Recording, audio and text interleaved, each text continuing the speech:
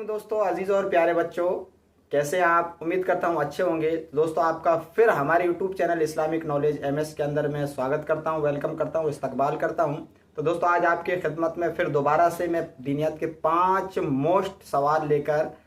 अहम सवाल लेकर मैं हाजिर हुआ हूँ। तो दोस्तों आप भी उन सवालों के मुंतज़िर बैठे होंगे, तो आपके इंतज़ार को कम कराते हुए हम सवालों की तरफ चलते हैं। क्या सवाल हैं और क्या उनके जवाब हैं। तो उम्मीद करता हूँ कॉपी लेकर बैठे होंगे, तो उन सवालों को हम लिखते हैं। लिखिए सवालों को। हमारा जो पहला सवाल है आज के जो सवाल है वो मोस्ट सवाल हैं। दुनियात के सवाल मोस्ट होते ही हैं, लेकिन आज थोड़े उन सवालों से अलग सवाल हैं। तो दोस्तों हमारा जो आज का पहला सवाल है, लिखिए, देखिए नहीं, पहला सवाल है दोस्तों, प्यारे नबी ने किस पहाड़ पर चढ़कर एलानिया दावत का आगाज किया। अल्लाह के नबी को जब नबूवत मिली तो सबसे पहले एलानिया दावत दी, तो किस पहाड़ पर चढ़कर अल्लाह के नबी ने एलानिया दावत दी। तो दोस्तों इसका जवाब है, कॉपी के अंदर नोट करिए, कोहे सफ़ा। एक पहाड़ी है मक्के के अंदर, कोहे सफ़ा, तो वहीं चढ़कर अल्लाह के नबी ने एलानिया दावत लोगों को दी, अल्लाह की तरफ लोगों को बुलाया। ये हमारा पहला सवाल था।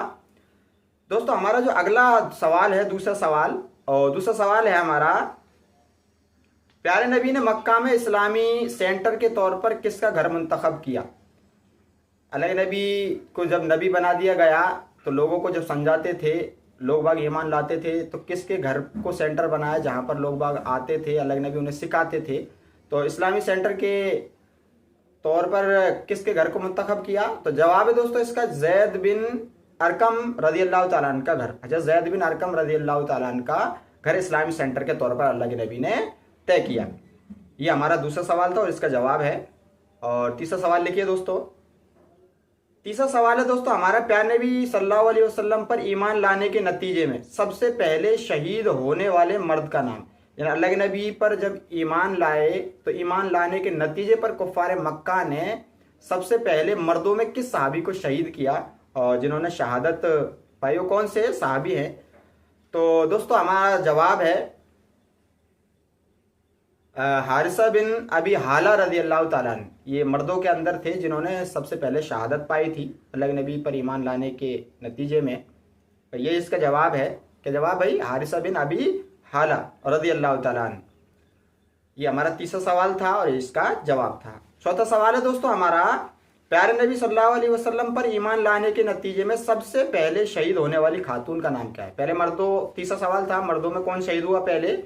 अब औरतों का सवाल है कि औरतों में सबसे पहले ईमान लाने के नतीजे में कौन शहीद हुई, कौन सी सहाबिया थी वो। तो हज़रत सुमैया रज़ी अल्लाह तआला अन्हा इसका जवाब है। कॉपी के अंदर इसको नोट कर लीजिए।